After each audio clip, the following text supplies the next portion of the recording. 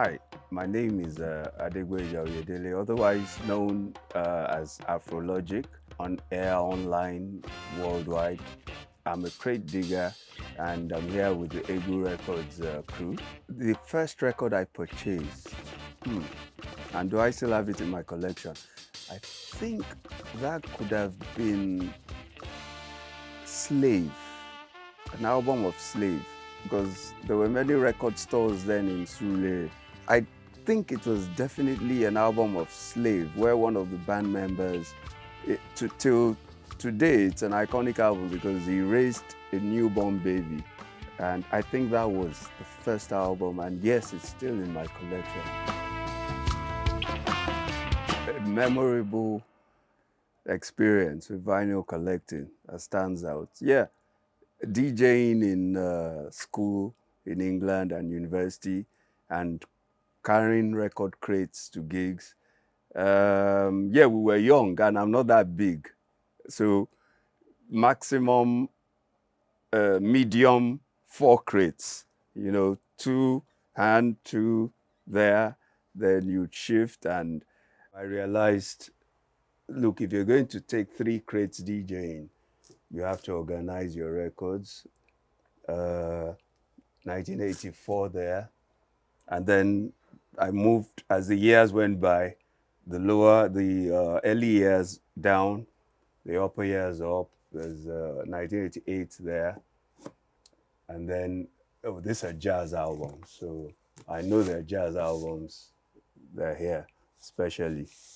Those experiences will never fade away because it was hard work. What draws one to vinyl records as opposed to other formats? Well, the sound is definitely different. Definitely, especially if you invest in averagely good sound system, you would hear the differences.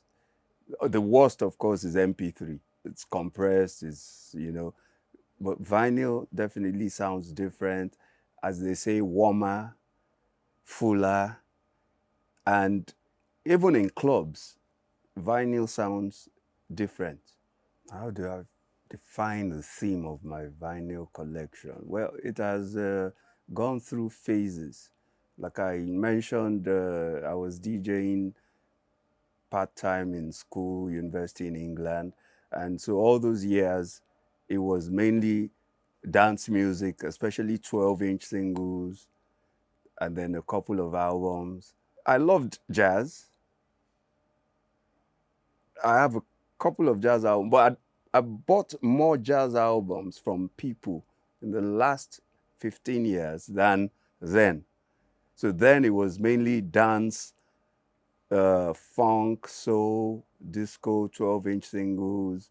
There's some years I bought like 200 12-inch singles. So then it was for work. Then later I was collecting more of what I loved. And then, of course, Fela. There's also the Fela side.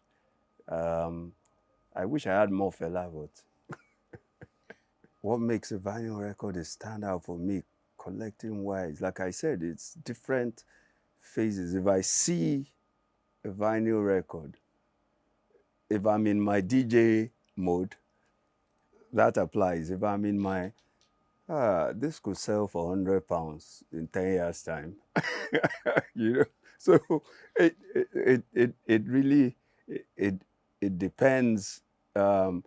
This is Afro funk, Niger Afro funk from the 70s.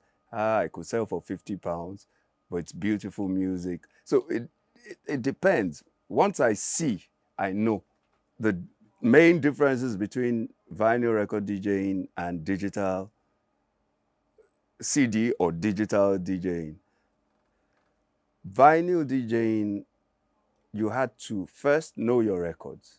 When I say know your records, know your tunes, you had to know the intro, you had to know the break, you had to know, you had to just know everything. Then, secondly, you had to learn from masters how to calculate beats per minute manually then, which you had to use a stopwatch. Whether or a dedicated stopwatch, there was a way you would do it. And once you mastered that, you were close to the real beats per minute. But you had to do that for every record you acquired that you could use at a gig.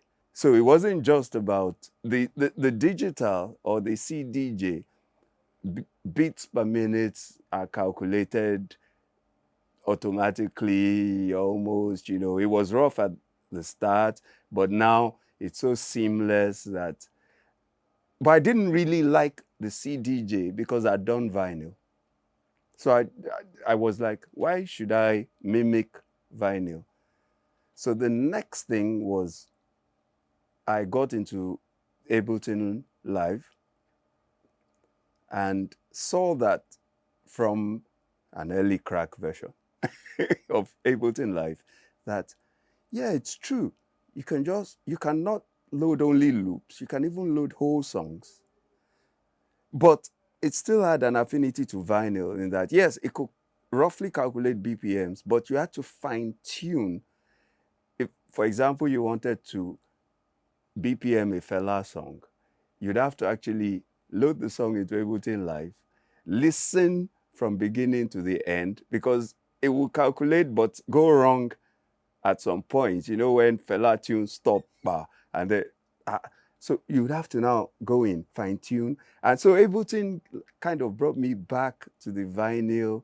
But once you've done all that hard work on Ableton Live, it's like the vinyl years ago. Yes, it's perfect. It's perfect. You just punch my push controller. Everybody say, it just punches a button, but no, it's not that simple.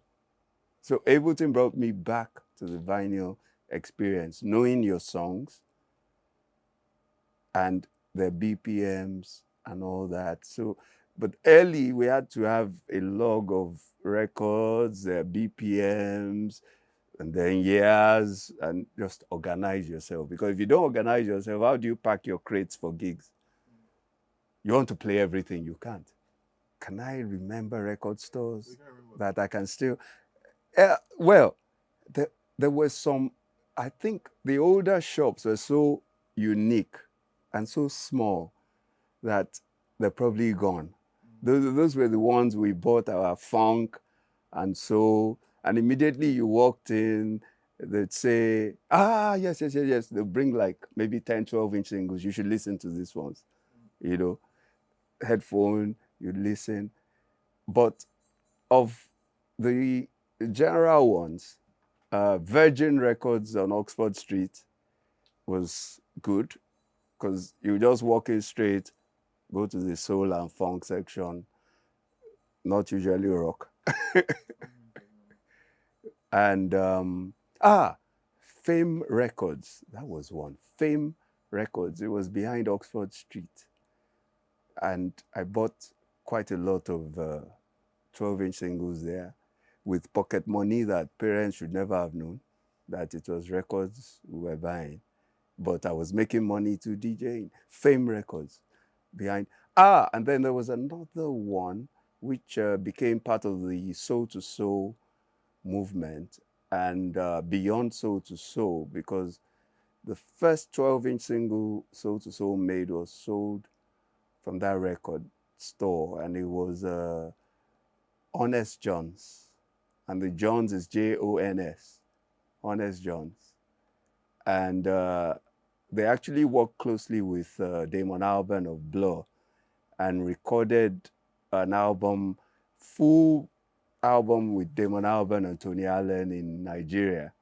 That was about 2004 or 5 at Decca Studios, Yaba, near Unilag. So they were all here, the Honest Johns crew, Damon Albarn, Tony Allen, all of it. Yeah, Honest Johns. Hi, I am Egwú Oyedele, but otherwise known on air, online, and possibly around the world as AFROLOGIC. I'm a crate digger, and I'm here with the Egwú Records crew.